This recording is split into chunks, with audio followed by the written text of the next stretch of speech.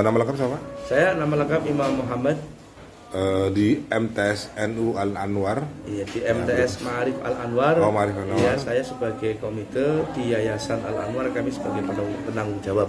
Berdiri tahun berapa Pak MTS Ma'arif? MTS Mas Arif Al Anwar itu berdiri kurang lebih sekitar tahun 2012 bersama dengan berdirinya Yayasan Al Anwar.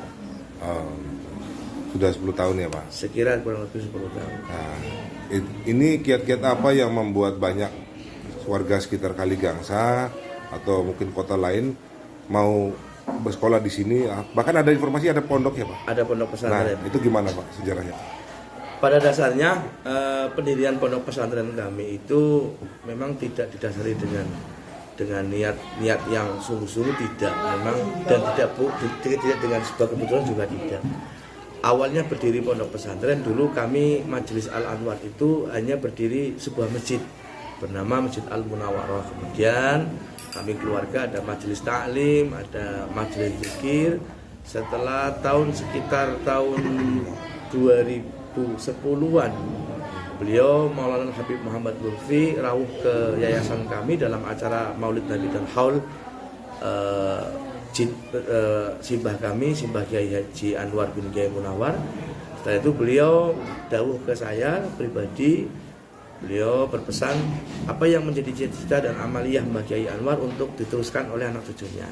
Dari situ kemudian entah dari mana ada beberapa santri yang datang secara tiba-tiba ke pondok kami. Kemudian sekolah pun berdiri dan sampai sekarang alhamdulillah kami berdiri. Yayasan Al Anwar itu di bawah lembaga Yayasan Al Anwar ada MTS Ma'arif Al Anwar, ada PAUD Al Anwar, ada Madrasah Diniyah Awaliyah, ada Madrasah Diniyah Wusta, dan banyak lagi kegiatan-kegiatan majelis di sekitar Yayasan Al Anwar. Oh, gitu. Untuk kiat-kiatnya memang kami itu mempunyai progres ke depan. Kami mempunyai lembaga pendidikan baik di MTS maupun PAUD maupun di majelis itu semuanya akan kami jadikan menjadi pendidikan yang berbasis Al-Qur'an. Al-Quran. Iya, jadi di MTS Al Anwar kami punya program, ada tidak cuma sekedar untuk sekolah saja, tapi kami ada ngajinya. Ngaji. Sejak jam berapa? Untuk pagi anak-anak itu wajib mengikuti kegiatan sholat duha bersama 6:30, dilanjutkan dengan pembacaan Asmaul Husna, dilanjutkan dengan pembacaan Rotibul Haddad. Kemudian setelah dari masjid melaksanakan kegiatan sholat duha, pembacaan Asmaul Husna, Rotibul Haddad. Kemudian sebelum anak-anak masuk kelas, di depan kelas anak-anak seluruhnya membaca sholawat nariyah dan membaca doa-doa khusus. Setelah itu kami ada pembelajaran KBM, kegiatan belajar mengajar yang sifatnya, yang metodenya kurikulum dari Kemenak. Setelah itu sekitar jam 1 kami sudah fokus ke Quran. Jadi ada yang menghafal Al-Quran bagi yang sudah mampu, ada yang masih membaca Al-Quran bagi yang memang kemampuannya masih dalam tahap membaca Al-Quran. Tapi kedepannya insya Allah kami akan menjadikan lembaga kami, khususnya MTS Ma'arif Al Anwar itu lembaga yang mempunyai basic Al-Quran. Oh begitu ya, penghafal Quran ya kalau bisa ya. Menghafal Al-Quran. Ini siswa ada yang sudah hafiz apa hafizah?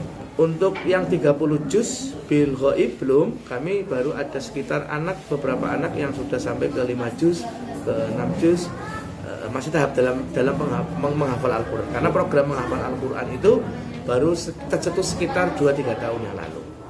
Nah, dulunya kita masih biasa. Setelah itu karena berbagai pertimbangan dan berbagai saran dari para guru-guru kami, akhirnya kami memutuskan MTS Ma'arif Al Anwar adalah MTS yang berbasis pondok pesantren yang nanti metodenya adalah menghafal Al-Quran. Oh begitu ya. Ya. Nah kedepannya adalah basic agama itu penting untuk benteng negara ya. Ya. Kalau ada berita hoak atau informasi yang bilang pelajaran agama itu harus dihapuskan, itu bagaimana Pak? Oh iya. Ya itu memang kalau menurut saya sekarang selagi maraknya ada Islamofobia. Islamofobia. Oh, begitu. Di Indonesia itu sekarang sedang marak namanya Islamofobia. Kalau sesuatu yang berhubungan dengan Islam, selalu mereka mengatakan ekstremis. Ekstremis, itu teroris. Itu memang ada. Kalau menurut saya pribadi, itu ada memang pihak-pihak yang khusus itu menyebarkan Islamofobia, sehingga ada sebuah ketakutan tentang Islam. Tapi Islam yang sebenarnya, Islam yang kami anut, kebetulan kami itu orang Nahdliyin Tulen, kami itu orang Nahdlatul Ulama. Keluarga kami itu sebelum lahir sudah menjadi NU. Jadi kami menganut pada Islam yang rahmatan lil alamin.